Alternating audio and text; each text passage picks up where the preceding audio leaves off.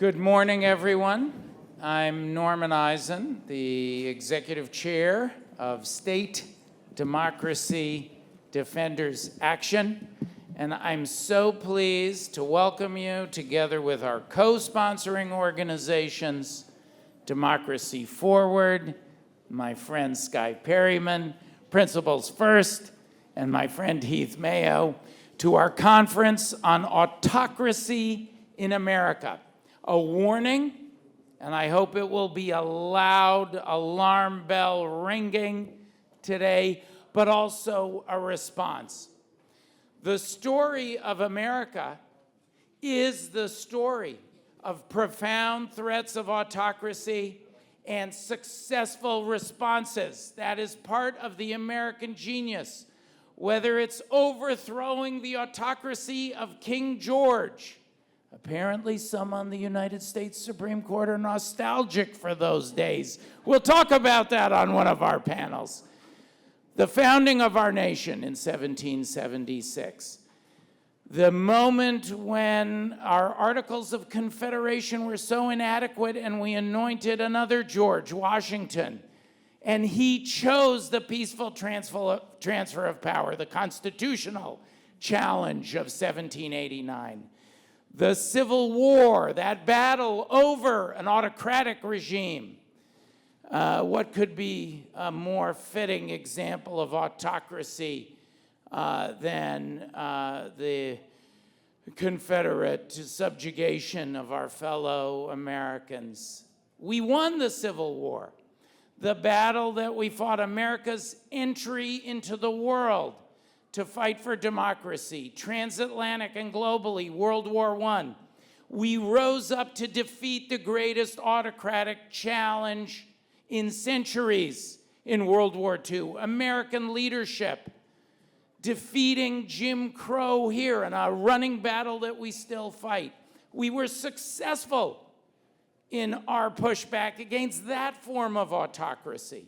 Winning the Cold War, the autocracy represented by the Soviet regime and its allies, and fostering the values, whatever our party, liberal or conservative, and like a wedding, we could have divided the room today, liberals on one side, conservatives in the other, standing room only, we're standing room only today, moderates, standing room only in the middle. We could have divided the room that way. Whatever our differences on particular policies, there are a greater set of ideas that bring us together as Americans. The idea of political freedom, personal freedom, market freedom. And Skye, Heath, and I, and our wonderful co-chairs, including Professor Ruth Ben-Ghiat, nation's leading expert on dictatorship here at NYU, my longtime friend, the brilliant lawyer Ty Cobb, served in the Trump administration, and the three of us are going to advance fittingly for an organization, Principles First. We've been talking about the principles. We're going to be listening and taking notes and participating, and we're hoping that the principles that unify us on these ideas of personal, political, market freedom that animate the American experiment, that have made us so admired, not just as a political model, but as the foundation, the bedrock of global economy and prosperity. These ideas are under threat as we have not seen in modern times, perhaps since the end of Jim Crow, maybe even since the Civil War, threat from within.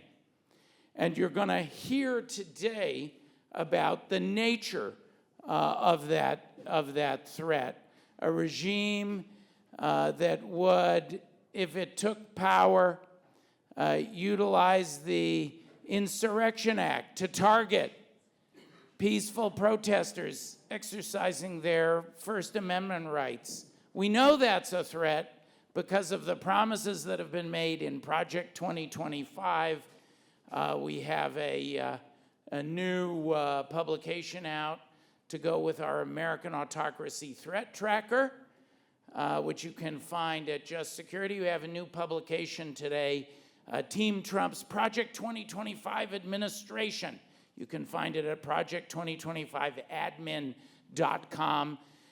We know that the threats we're going to talk about today are real, not just because they've been advertised and promised, but because we know, for example, Secretary Mark Esper, Trump asked if the peaceful protesters could be shot. We know it's inconceivable. 13 million people in our country are going to be rounded up and put in concentration camps.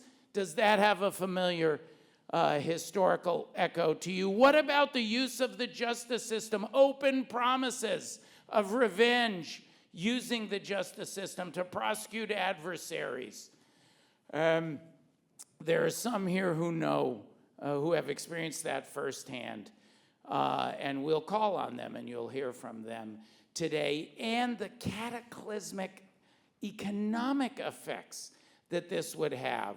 The tariffs combined with the mass deportation, the inflationary pressures that would cause, removing the independence of the Fed.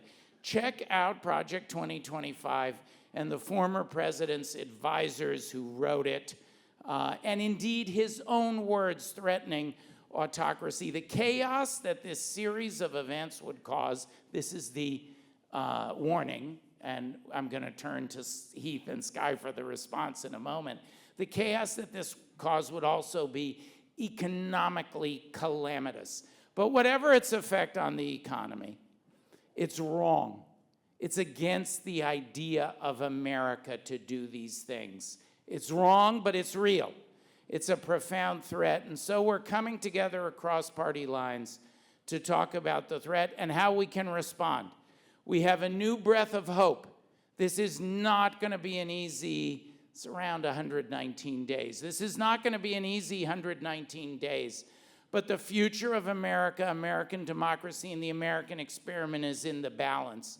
And so we're coming together to sound the alarm, to describe the response. If all of you on the live stream, everybody in this room, and everybody who cares about America, rises once more as we have throughout our history, we can meet this challenge.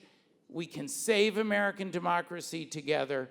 It's going to require working across the aisle, and that's why I'm so pleased to turn first to my friend Heath Mayo, the head of the leading conservative organization, Principles First, to add some words of welcome. Heath? Thank you, Norm, and thanks to all of you for being here today. I can't really add much to what Norm just said. The moment that we are in is an important one. It doesn't really need reiterating. Principles First is honored to be here today to convene this group and bring conservative grassroots folks from around the country, independents, people who believe in the classically liberal principles that are at the foundation of what makes America, America. Those principles, rule of law, the separation of powers, respect for individual liberty and individual rights, the freedom of conscience, the freedom to worship. At Principles First, at this conference, we think this election is not about policy, it isn't about tax rates, it is about whether we are going to remain committed to those fundamental ingredients that have made America the greatest nation in the world. And whether you're conservative, independent, liberal, progressive, it doesn't matter. At the end of the day, we're all Americans. And I think we'll talk about the various threats, but one that I wanted to underscore just at the top, and we've heard it, you see it in the pages of Project 2025, you hear it in the rhetoric of the direction, the current direction of the Republican Party, but it's this idea that there's some Americans out there, by dint of their job, their race, their religion, their occupation, the type of work that they do, that those Americans are real Americans. And that there's some other type of Americans, elites, some people work a desk job, other types of Americans, they're not real Americans. It's a real America versus other Americans who don't count so much. That idea is offensive, it is pernicious, and it erodes the very foundation of what it means to be American. And that is part of what we are convening here today to highlight and address, because it's easy for those things to get lost in what has become sort of the entertainment-like atmosphere of our politics, of the tribalism, of the dramatization of politics. But at the end of the day, when we go vote, when we make our voices heard as citizens, it's those ideas that are in the balance, those principles that make us America, and it's those principles that are under threat. And that is the point of today's convening, is to convene conservative thought leaders, politicians, policy practitioners. We just have a star-studded lineup. We thank them all for being here. We're going to unpack those threats. And as Americans start to turn their attention towards these ideas, it's important that we talk about them with clear eyes, objectively, so that Americans know what's at stake. And the last point that I'll make before turning it over to Skye is what we are doing here today is important. I mean, convening like this to talk about what it means that to be an American, what we're doing here in this country, that is the most American thing that I can think of. We've been doing that, Americans have been doing that from the very beginning of our founding. I think of Paul Revere, Sam Adams, the Sons of Liberty in bar rooms in Boston talking about what it means to be American. I think of all the Americans through the generations who have risen up to defend the core concept and commitments of this country. It's inspiring to think of them today. It's inspiring to see all of you here. And I'll leave us, if I may, with just one quote that I think is timely from a Republican president, one that I admire, President Reagan, who said that freedom is never more than one generation away from extinction. It can happen here. Don't think that it can't. I mean, every generation has a duty and a responsibility to protect the core of what it means to be an American, to champion it, to evangelize it, and I'm honored to be here with all of you today to do just that. Thank you. Thank you, Heath. Thank you. I'm now going to pass to Skye, and then after we hear from Skye, I'm going to remind everyone of some rules of the road today about the free exchange of ideas and open inquiry, and our wonderful hosts at NYU, who, of course, are not responsible for anything that any of us say. This is totally off book, as you can tell already. I don't think I said a single word that was in my prepared remarks. But Heath, apropos of what you said about Ronald Reagan, as you know, as Skye knows, my mother was a Holocaust survivor, an Auschwitz survivor. And she would often say to me, what happened to us, she was deported from Czechoslovakia to Auschwitz, what happened to us can happen anywhere. And I would nod my head, sometimes agree, sometimes I disagree, but I didn't believe her. Now I believe her. Skye? Thank you. It's so wonderful to see you all. My name is Skye Perryman. I'm the president and CEO of Democracy Forward. We are really honored to be here with state democracy defenders and with Principles First and with all of you today. Many of you know of our work. For those that don't, Democracy Forward was founded in the wake of the 2016 election, when it became clear in the early days of the prior administration that the threats to our democracy were growing, were strong, and were severe, and that those were not just threats to a lofty idea or ideal, but they were threats to real people and communities across the country. Individuals like myself and others, we have great team members here, left their jobs in senior levels of government, in corporate litigation practice, and in all other types of fields to join together to bring legal cases against unlawful and harmful behavior on behalf of the American people, whether those were teachers or doctors or veterans or scholars or journalists. We sued the prior administration for their unlawful and harmful activity. We won a lot, but what we learned in that work was that this was not just about one moment, one election, one candidate, one president, one office holder, but that there was an extreme movement in this country that was seeking to polarize people, seeking to undermine the ideals that Heath just eloquently described, and that it was that movement that needed to be countered in the country. And so since 2021, since January 6, 2021, where we saw that movement on visceral display, we have expanded our work into communities across the country and have really been working to understand what the extremism is, to track it, and to confront it where it is, whether that is on behalf of kids in states like Florida and Texas who are being deprived of books in their schools, with classroom libraries closing because of extreme censorship,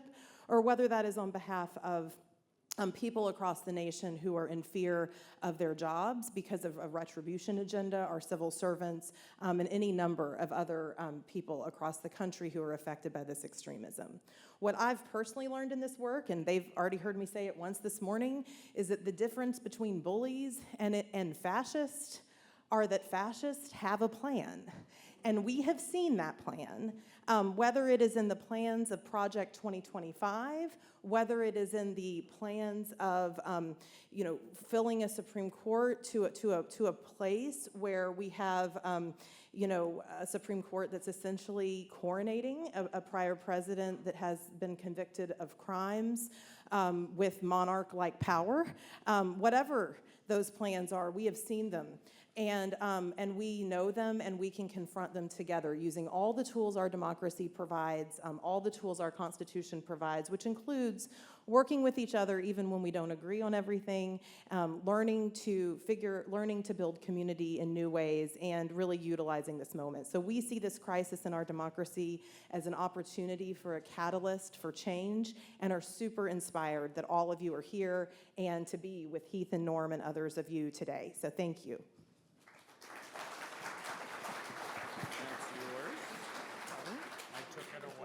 Okay, and now I'm going to do the rules of the road. I was supposed to do them first, but I thought we should talk first.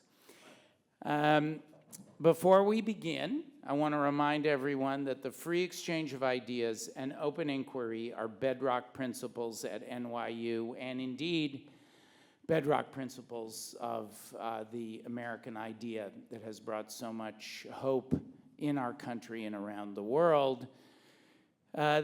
Those principles are shared by the host today. It's a matter of policy here at NYU that invited speakers will be able to deliver their remarks without substantial interference, regardless of the contents of their speech. The principles of free speech and inquiry are complemented by the principles of debate, challenge, and protest. While dissent may be vigorous, and I hope we will have vigorous, civil, peaceful discourse, debate, and dissent. George is doing this to me. I do not think that is a part of the official disclaimer here at NYU, George. While dissent may be vigorous, it must not substantially interfere with a speaker's ability to communicate, regardless of content, with an audience's ability to hear and see a speaker.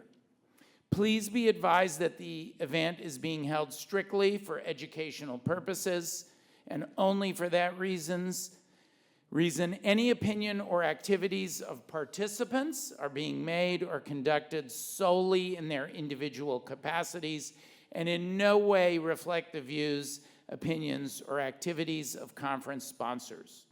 The sponsoring organizations are 501c3 and 501c4 organizations that are subject to federal, state, and local law, rules, and regulations regarding political activities.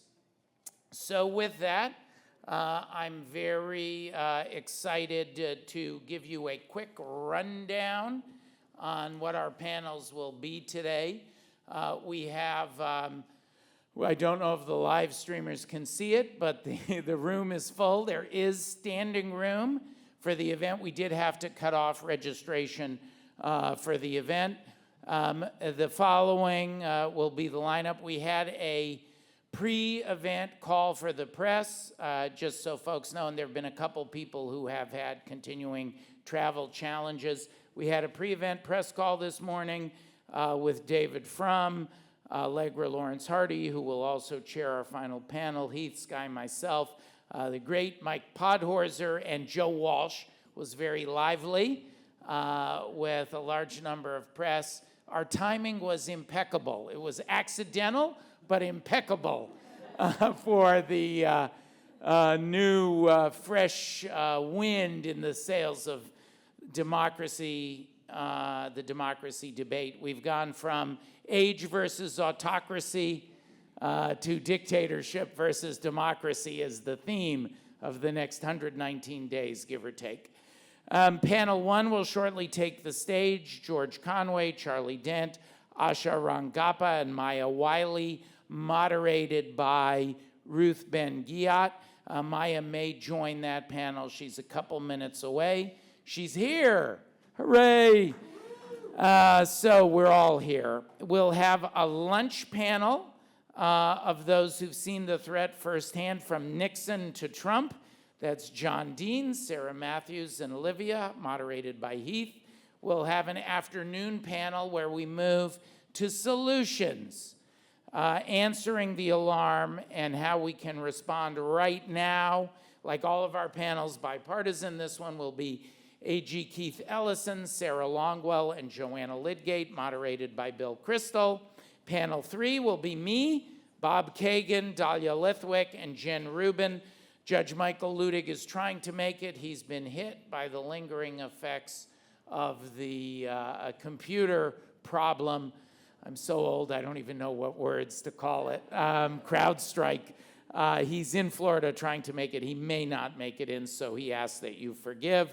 Panel 4 will be Heather McGee, Norm Ornstein, and the Reverend Paul Rauschenbusch, moderated by Skye. There'll be a cocktail break. That's a lot of panels. Stretch your legs, get a drink, schmooze with each other, come up with our new ideas for saving democracy. But then you'll come back after a short break, drink in hand, to listen to panel 5. We saved some of our most powerful advocates to break through the alcohol haze with you at 6, and that'll be Allegra Lawrence Hardy with Judge Nancy Gertner, my wonderful friend Danya Perry, and AG Matt Plotkin of New Jersey joining us for that panel, plus an all-star session of well-lubricated kibitzers. That's the event for today. And with that, I'm going to welcome Ruth and our first panel up to the stage. Thanks, everyone.